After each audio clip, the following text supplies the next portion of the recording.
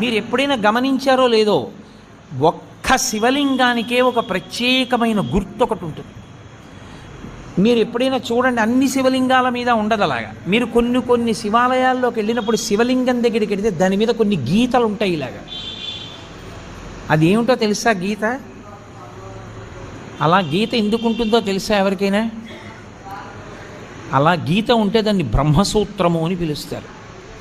అలా గీత ఉంది అంటే నీ అదృష్టం పండి నువ్వు అక్కడికి వెళ్ళావని గుర్తు. 1000 మాటలు ఓ శివాలయంలోకి వెడితే నీకు ఎంత ఫలితమో, అలా గీతలు ఉన్నటువంటి శివలింగం ఉన్న గుళ్ళోకి వెడితే అంత ఫలితం.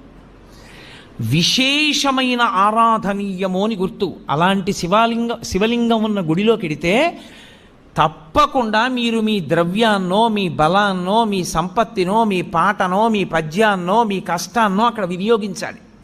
శివలింగం